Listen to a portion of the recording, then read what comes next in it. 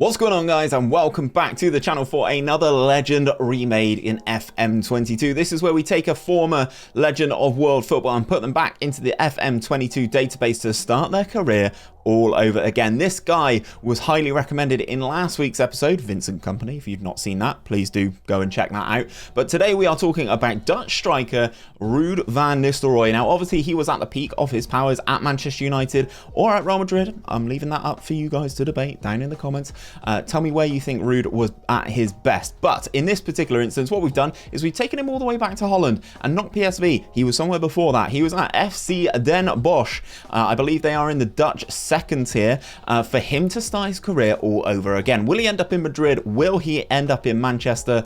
Only time will tell. In this video, we will simulate forward in his career 5, 10 and 15 years, just so we can see how he gets on. And if this is the sort of content you like, guys, please do drop the video a little like down below. It really does help the channel out, and subscribe if you are picking up the content for the very first time. But without any further ado, let's dive in and let's pick up Ruud van Nistelrooy at the start of his career. So then, guys, here is Ruud van Nistelrooy back at Dutch side FC Den Bosch. I've kind of made these stats up a little bit. I've looked at other previous iterations of Football Manager and editions of Ruud van Nistelrooy, where he was good, where he was bad, and I've kind of come up with this player here. I've given him 18 finishing and 16 composure. The man was lethal inside that penalty area, you have to admit. Great on penalties, good technique as well, fantastic composure, good determination, decent enough flair, good natural fitness. His physicals were all right. He was always in the right place at the right time, but as you can see, the areas where he's lacking in that sort of teamwork and vision sort of area, and obviously technically stuff he wasn't good at. He doesn't need to be good at. He wasn't good at corners, he wasn't good at crossing, he wasn't good at long throws, but who cares? You need this man inside the penalty area, and you need this man ready to tap in your goals. Now, as I said, he was very prolific in his time in the Premier League and obviously in Spain as well. But let's see what's going to happen this time around. FC Den Bosch is the club that he is at. He is in the second tier of Dutch football, so it's going to be interesting to see if he does get promoted. If we go into the season preview, he is the best player, or the best striker, shall we say, in the division. So I'm assuming he is going to get an absolute hatful of goals, which is going to be very, very interesting to see how he does get on. We will simulate forwards 5 years to see if he is still in Holland, if he makes the move to PSG, or if he goes somewhere else. I'll be back in 5 years' time, guys. So I don't normally do this, but after a year, I wanted to check in with Ruud van Nistelrooy to see how he was getting on. And I have to admit, he was wanted by 47 clubs after this first season. So I'm so eager to see where he's gone by the time we get there. At the time that I jumped in, he hasn't actually transferred clubs, but he's just wanted by a plethora of clubs. We'll see at 5 years where he decided to take his talents. So then, guys, we're back 5 years into the future, and Ruud van Nistelrooy is a PSG forward. However, he didn't go straight there. He left FC Den Bosch in Holland to go to West Ham, and he played in London for a few years before being purchased by PSG. He is now a PSG forward, and as you can see, he looks fantastic. In all the areas he needs to be good, he's exceptional. Great 19 finishing, good dribbling, good first touch, great heading as well. To be fair, he's off the ball's 18 now, which is brilliant. Fantastic determination, decision making. His physicals are unbelievable as well. They've really tuned up a little bit this time around. But again, listed as an elite striker, there's no real surprise there. He's iron-willed, doesn't dive into tackles, doesn't plays no through balls, but he can get into the penalty area and slot the ball away. 39 goals for Holland in 49 appearances, which is pretty good. And as you can see in this season, 28 goals in 38 appearances for PSG. But he did go to Holland, go from Holland to London first. West Ham got him for 1.1 million, which is absolutely ludicrous. 17 goals in his first season for Den Bosch, which I actually thought he'd score more, to be honest.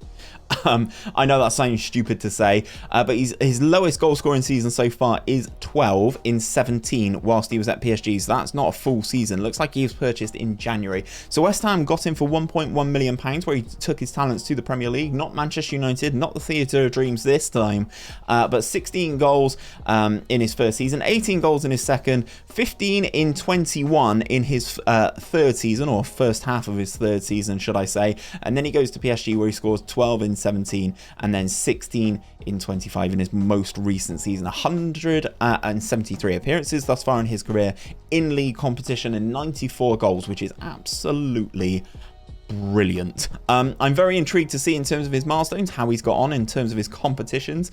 Got his first international caps in 2021 for Holland, debut against Norway, scored his first goal against Montenegro, which is not too bad, and then as soon as he's got to PSG, it's just winning things, isn't it? 𝘼𝙗𝙤𝙕 𝙯 champion, UEFA Nations League runner-up, third place in the Club World Cup, 𝘼𝙗𝙗 champion winner, and UEFA Super Cup as well, which I assume is only going to get more and more, his trophy cabinet is going to get more and more filled.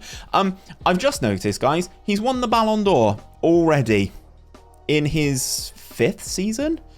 41 goals in 50 appearances for PSG throughout that calendar year sees him lift a Ballon d'Or aged 23, which is not too shabby at all. You'd like to think that he will pick up some more during his time in this game. In terms of the NXGN, did he win that? No. Interestingly, he didn't win the NXGN.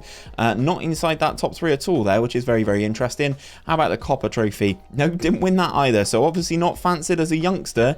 Some of the other youngsters that are in the game beating him to it there, but he does win a Ballon d'Or age 23, which isn't too bad at all. And now he's at PSG. The man is going to score an abundance of goals, isn't he? So what we're going to do, guys, he is at PSG. I don't envisage him moving at all, but we're going to see where he is and how he's getting on at the peak of his powers in 5 years' time, 10 years into his career.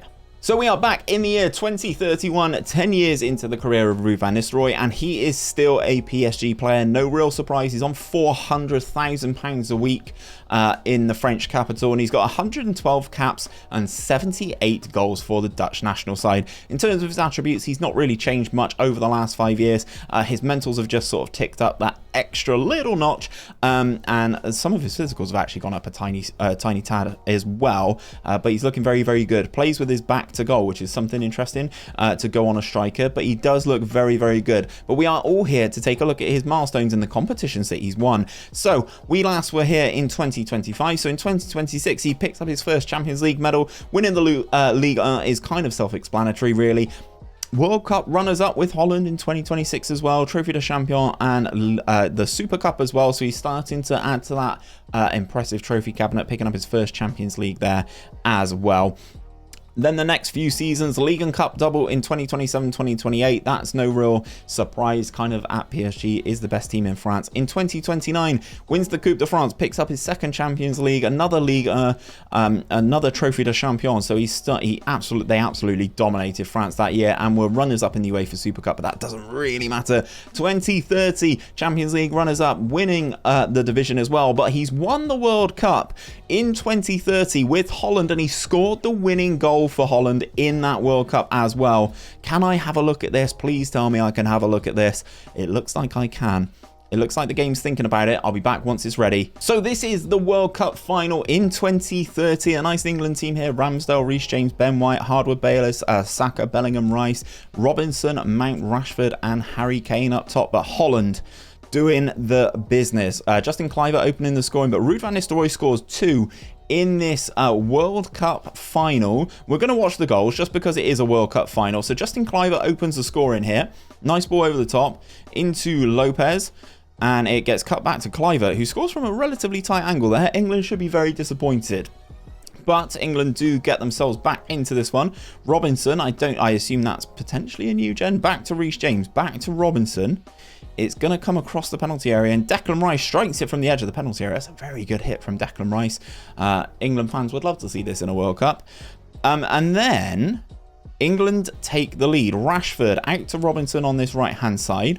Ball into Mason Mount into the penalty area, and that's awful goalkeeping. I don't know who's in goal for Holland. I assume it's 𝘼𝙗𝙤, but that is pretty poor. 𝘼𝙗𝙤, I don't know who this is, but pretty poor goalkeeping from the Dutchman. Here comes Van Persie then. Lopez flicked on into Van Nistelrooy, sorry, Ron Dutchman, into Van Nistelrooy, and that is a great finish from the edge of the penalty area, beating Ramsdale there. Was that... what happened to this first goal? Okay, so here's his first goal. So that was the volley, was the winner in the World Cup, which is absolutely brilliant. This cross comes into the penalty area. I assume Van Nistelrooy is going to be in acres of space. He is. Hits it against Ramsdale. goes out for a corner, but we're not going to see it. FM being FM, guys, but I want to see this volley again because it was absolutely brilliant. So it starts off with the Dutch goalkeeper. They hit it long. It's flicked on, and Van Nistelrooy takes a touch, lets it bounce, and that is an unbelievable goal to win yourself a World Cup final. Unbelievable stuff from Van Nistelrooy there. Very, very good stuff. So we'll go back to his profile here. Another Trophy de Champion and another Champions League. PSG winning the Champions League a lot with Robin van Persie. God, I keep doing it. Ruud van Nistelrooy. Wrong Dutch striker, Steve. Jeez. In terms of some of his awards, again, has he won the Ballon d'Or previously? Yes, he has. He won it in 2025, and he's picked it up another 2 times since. Salah winning it, then Mbappe winning it, and then Ruud getting on the list another 2 times there. So when Salah won it, he was the runner-up, and when Mbappe won it, he was the runner-up, and then he's picked it up the following 2 years, beating Pedri and Ansu Fati, and then 𝘼𝙗𝙤𝙪 Haaland and Moise Kean. Looking like he's a very consistent goal scorer. That comes as no real surprise, and he's really started ticking things up now in the times that we've missed over the past simulation. 23 in 33, 29 in 33, that's a ridiculous return. 17 in 25, 23 in 31, and 25 in 32 as well. So 216 league goals in 336 appearances, along with 40 assists as well. So he is absolutely dominating things, and he's picked up multiple Champions Leagues. So what we're going to do now, guys, we're going to jump forward another 5 years towards the end of Van Nistelrooy's career to see how he gets on and see how many trophies he can stack in that trophy cabinet before it's time to hang up his boots for the second time. Be back for that in just a second. So here we are then at the end of Ruud van Nistelrooy's career the second time around. He's now 33 years of age, 169 caps for the Dutch national team, 115 goals. He's a centurion goal scorer for the national side now. He's a model professional, a legendary striker, and he still looks brilliant even at 33 with 14 pace and 15 acceleration, 17 agility. He'd still get in my team. In terms of his career and his career stats over the past few years, he's absolutely dominated in terms of goal scoring.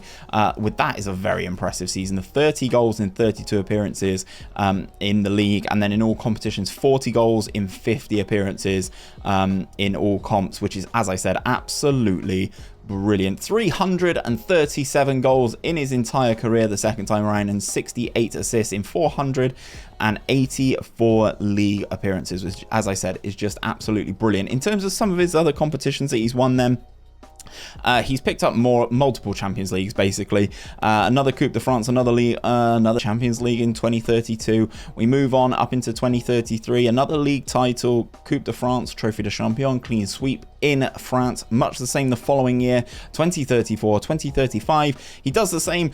Clean sweep, but wins the Champions League again, because why not? And then in this final season, winning the league. Does that mean they... winning the cup, sorry. Does that mean they didn't win the league? It looks like they have won the league. Yes, they have 100 points, no losses, and just the 1 draw to Dijon. And he's been a very good goal scorer for PSG. No real surprise there. Estimated value of the squad is 2 billion, and he is still listed as the key player for a Mikel Arteta-led Paris Saint-Germain. But in terms of Van Nistelrooy and his milestones and his awards, we're all here to kind of look and see if he's won more Ballon d'Ors. I've just seen it down there, and he has done. So in this particular simulation, inside 15 years, Van Nistelrooy has won 1, 2, 3, 4, 5, 6, 7 Ballon d'Ors in 15 years. That is a very good run, and I think he's still got the ability, if he's still at PSG, to do it again and again. A very good return for him. In terms of the goal 50, no real surprises. He's picked up that a couple of times as well, 3 times throughout the course of the simulation, but obviously he's against Dusan Vlahovic, Kylian Mbappe, 𝘼𝙗𝙤𝙪 Haaland, etc. So some very stiff competition there. If we go into the FIFA World 11, he does make it into this season's team, but if we go throughout the course of all the seasons, he is in the team with some very, very good company, still rubbing shoulders. That as a front 4 would be deadly. Haaland, Pedri, Kylian Mbappe, and Ruud van Nistelrooy. If we go into the PSG team, I just kind of want to look at the PSG team that he's part of, just so we can kind of see what's going on here. There's a lot of new gens in here, but Donnarumma's still there, Bastone's still there, Giovanni Reina. There's some very, very good players here. And Ruud van Nistelrooy is still very much one of them. But that is the end of his career simulation. If you guys would like to see a player that I've not done so far, there is a playlist on the channel. Please do go and check it out. But if they've not been included in there so far, let me know down in the comments who you would like to see me remake next. The list is basically endless, so please do let me know who you would like to see next. If you have enjoyed today's video, please do drop a like on the video down below, subscribe to the channel if you are new around here, and until next time guys, take care of yourselves, take care of each other, and I'll see you on another one very, very soon.